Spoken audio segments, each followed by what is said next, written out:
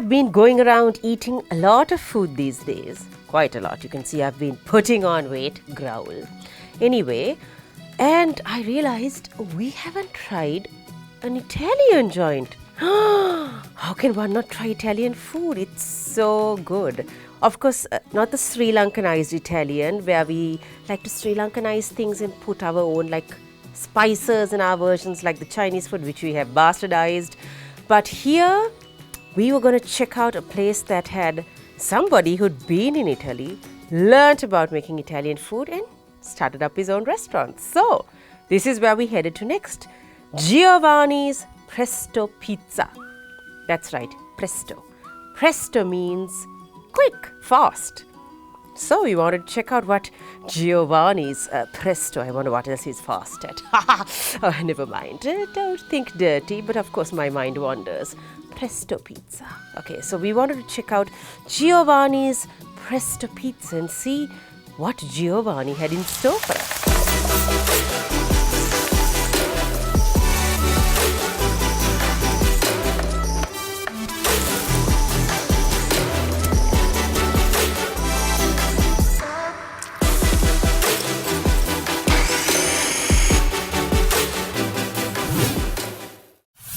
So, where is Giovanni's Presto Pizza located?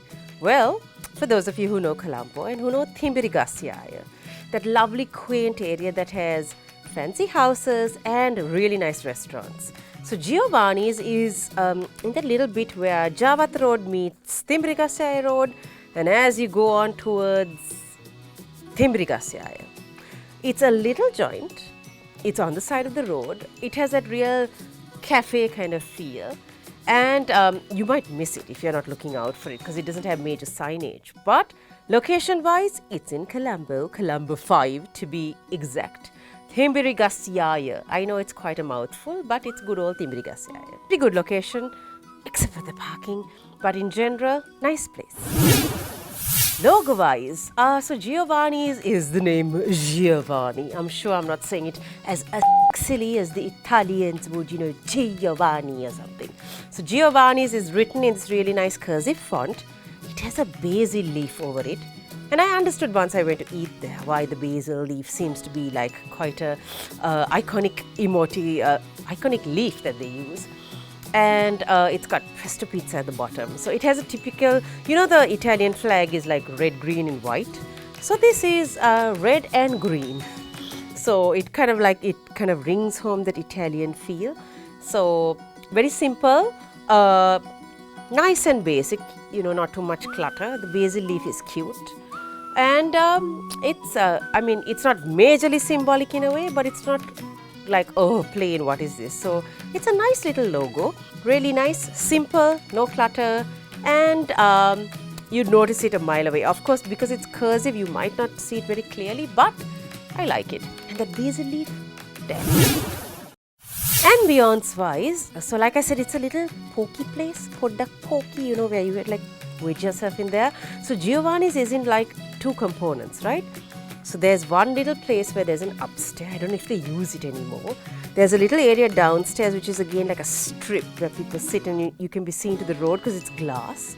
And then on the side is this lovely little nook which has been created to that whole al fresco style, the outdoor cafes of Greece, Italy, the European, that typical style.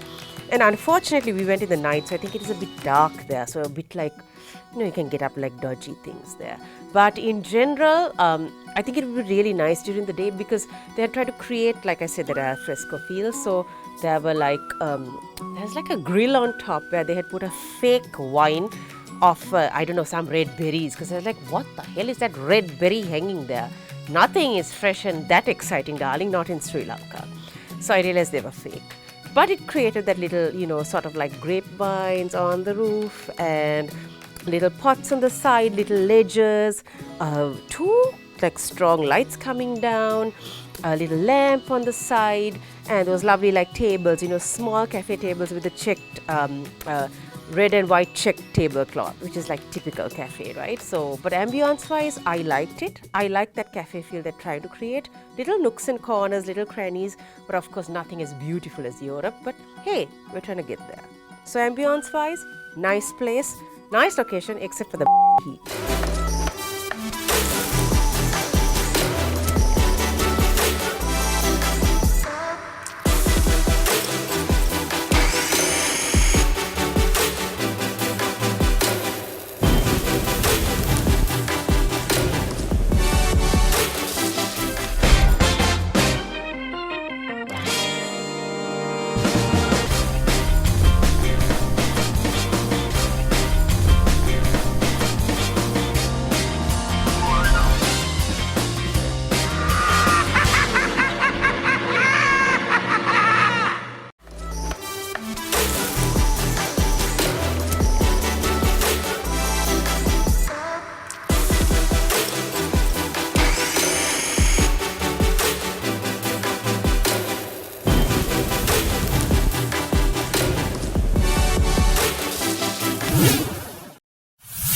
Menu wise, so they don't have a very big menu, but on the menu items of all of them, I would say the pizza menu is the biggest, because see, Giovanni's originally started mainly only doing pizza, and if I'm not mistaken, this guy was living in Italy. He learned how to make Italian pizza the way the Italians make it, and then he came down here, and I think they then expanded. So they had starters like bruschetta and these Caprese salad. They had, which they call antipasto, which means starter. Then they had pasta dishes, so like ravioli, carbonara. They had risotto, and then they had this lovely extensive pizza menu with like lots of exciting toppings. And drinks wise were more like bottled stuff, so like the Pellegrinos, the usual ginger beer, 7-Up, blah blah. And a dessert was just one item. So in terms of menu, they are very small. Like I said, menu is concise and good in a way, but it was missing a few key items that I think an Italian restaurant would need. So not a bad menu, but not a brilliant one. So on to the food. So we decided to start off with the antipasto. Bruschetta. So bruschetta is basically like a thin, like burnt breads with different toppings on it. And so the bruschetta we had, it just said bruschetta. So I was like, what's the bruschetta you have? And then that guy was like, it's basically tomato salad. So what we did get was like the pizza version of bruschetta. Like I said, usually it's on thin slices of bread. This is on like thin pizza dough, like so. It was very crispy. There was lots of tomato salad. So usually you mix it with like oregano and usually some kind of like herb greens and all, like a bit of basil. So they had this like chopped tomato, which is very fresh, but a tad watery. I felt it kind of was a little too raw in the sense when you mix it with the pizza dough, because remember, it's not a bread, it doesn't absorb that liquid. The herb flavor came out really lovely. See, oregano is wonderful when used in the right quantities with the right food. So it was nice and fresh, but again, I was missing a certain element in it somewhere. I wish it had a little bit more like a depth in terms of, like I said, the tomato was a tad watery for me. So it was a nice bruschetta, but not the best I've had. So maybe they should really consider the bread option for the bruschetta. But so the next antipasto starter we had was a salad. I wanted to check out this Caprese salad. So basically it was slices of mozzarella with fresh tomato and basil leaves. I told you the basil was everywhere. And oregano sprinkled on it, and with sliced black olives on the side and capers. So the tomato and the basil was really nice, with the oregano taste really coming in nicely. The mozzarella for me was a tad too hard. See, when you use this kind of mozzarella, you're supposed to get like the really nice soft version. This was like a bit hard, I think, either because I'm not sure that it was even buffalo mozzarella. See, the real proper mozzarella is buffalo. In Sri Lanka, we kind of substitute the dairy cow's milk for it, which doesn't really give the same kind of thick creaminess that you need from mozzarella. The sliced olives were nice, but see, I'm not a sliced olive fan just on its own. I like sliced olives or any olives in the food, but it's a nice complement to like the mozzarella with the tomato, which is more fresh, and the herbs giving that nice herb taste. Basil gives it, lovely sort of spicy zing with slight sweetness to it. So it was an interesting salad, but like I said, the mozzarella was disappointing. So I think that's the main component of it. So I wasn't too excited about the salad. It was good, but it could have been a lot better. So, to the stars of the evening, the pizza, the pesto pizza. So, we decided to order, or rather I decided to order Charlie pizza, which is white cheese with bacon. I have no idea how Charlie got involved in there, but darling, I hope it's not Charlie as in cocaine. But anyway, so this lovely pizza came massive with this white cheese and lots of bacon bits. Now, I hate people who are stingy with their meats, darling, and this was like fabulous. So, they had lots of bacon bits, like a nice and oily. And you know what was wonderful? So, they had chili flakes in there, which gave that lovely added zing. So, you're biting into this nice cheesy like slice of pizza with nice oily bits of bacon, giving that lovely bacon flavor, and then you get that chili zing in there. So it's like the perfect finish. It was nice, but you couldn't eat too much of it, but it was just right. And I love that chili flakes giving that nice zing in, along with the pretty little basil leaves on top and the nice oily bacon and the thick cheese. So it was a pretty good Charlie. Better than that stuff, darling. On to the next pizza. Now the poor serving guy was like, ma'am, these are a lot of things, you all will be full. And I was like, no, I want to try a lot of things out. No, I was doing a review of what he had to offer. So I asked him, what would you recommend next as a nice pizza, something really good? And he said, oh, this is a favorite, pollo cacciatore. So pollo means chicken in Italian and cacciatore means hunter style. So this is basically herbs, onions, tomatoes, chicken and bell pepper and blue cheese. So when the pizza came, it was a nice lovely pizza with like torn bits of chicken all over. It had a tomato sauce base. Now the Charlie pizza did not have a tomato sauce base, it was just the cheese.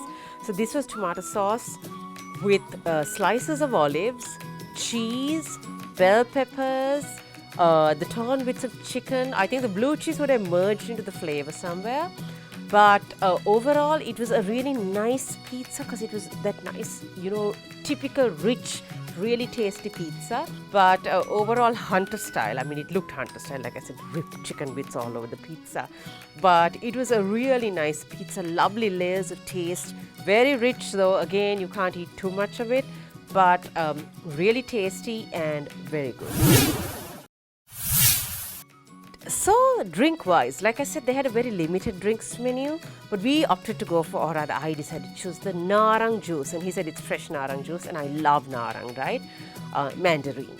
So, the local Mandarin juice, it came in like a very clear glass bottle, and it was very light though, so I think they used a lot of water, and it had a nice blend of sour and sweet, but I felt the sugar was a bit too much. So you could get this very strong sweet taste coming in. I understand narang can be very sour, so you do need quite a bit of sugar to combat it. But if you overstep that boundary, then it becomes too damn sweet. And this is what had happened here. And because it was more watery, you got that sugar water kind of taste coming in. So I would have preferred if the juice was a bit thicker, like more narang concentrate in there, and less sugar with the salt, like giving it a nice balance. That would have been ideal. So that sourness also gives it like, a nice zing. So overall, I wasn't too thrilled with the narang. So to the favorite part of my meal, or rather, well, one of the most favorite parts, dessert. Like I said, I was so disappointed to have only one option of dessert, right? So chocolate biscuit pudding. And it came in this little aluminium takeaway box. So presentation-wise, but because it's an outside supply, okay, I understand. You can move to a glass bottle, darling, or some kind of packaging that's a little bit more aesthetically pleasing. So when you open this chocolate biscuit pudding, you get this nice dark, like thick chocolate-looking thing with like crumpled bits of, I would say, biscuit and cashew nuts on top. And I must say, though, the thing was nice, thick, creamy, not the whipped cream taste, but the nice chocolate thickness, and I really enjoyed it. And I love the fact that there was alcohol. So definitely a nice treat, but they need to have more desserts, especially from Italia. Come on.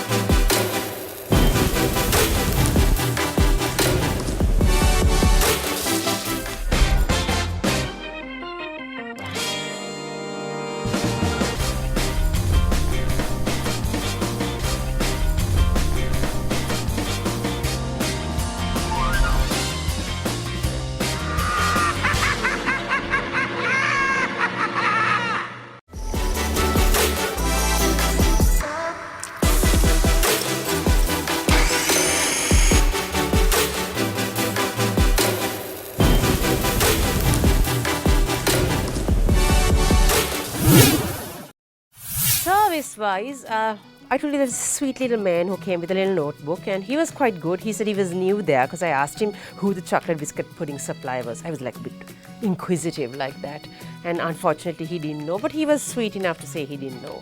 And but he was good at recommending the foods. Like I said, he recommended the seafood risotto, he recommended the pollo cacciatore, which is good. So I would say he knows his stuff. He kept looking our way, and of course it's like he's checking out what we're doing over here. But no, he was very sweet. Brought me hot water twice when I wanted because I was sneezing like a bitch there. Oh, because of my allergies. So anyway, service was good and attentive, but it was just one guy, but I think that was enough. And he was nice, pleasant, and it was quite fast. I mean, presto pizza was presto. So good stuff.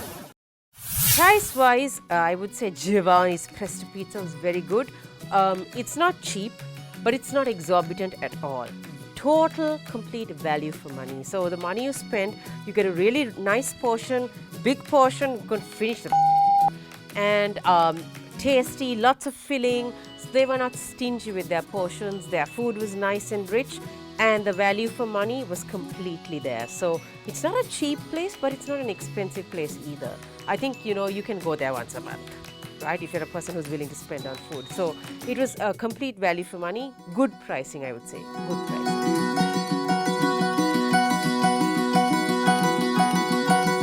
So overall, Giovanni's Presto Pizza, I must say, did not disappoint at all. It was really lovely, and I'm glad they're sticking to the true Italian style of things and not Sri Lankanizing it in the process. So it was very nice.